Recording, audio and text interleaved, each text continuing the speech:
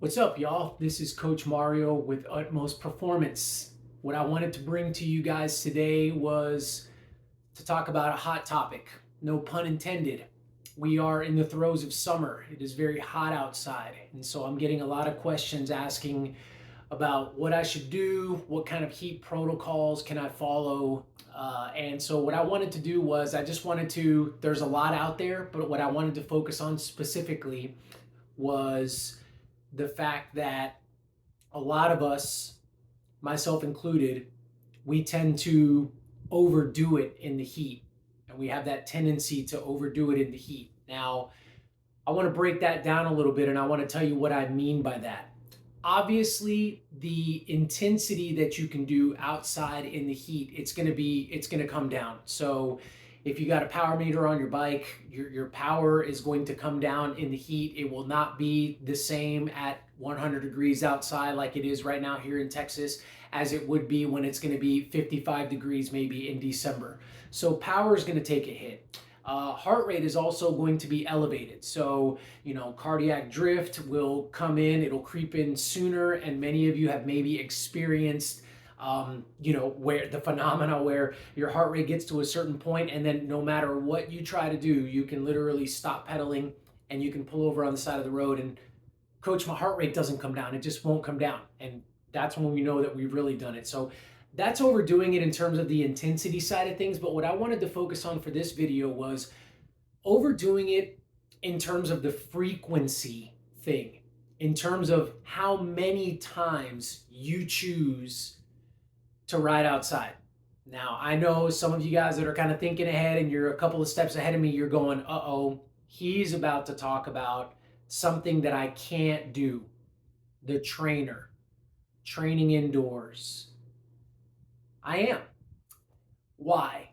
Because what I've found in my experience, personally and coaching, is that for many of us, what we need to do is we need to find that balance of taking some of our rides outdoors, but then doing some of our rides indoors. And what's the protocol? Like, what's the right amount of days to go outside before you go inside, or the right amount of days inside before you go outside?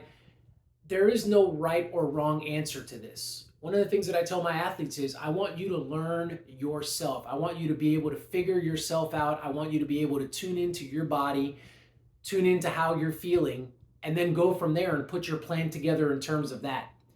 The other side of riding in the heat, riding and training in the heat that folks don't talk about is that mental side, that emotional side of, I'm about to go outside, it's 100 degrees, it's going to be really hot out there, and mentally it takes a little bit more to do that. It takes a little bit more to train in that kind of environment than it would be in the comfort of your home, maybe with the AC going and not getting that UV radiation from the sun on you.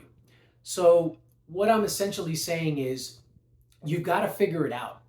You've got to figure out, when should I be going outside and doing these rides in the heat?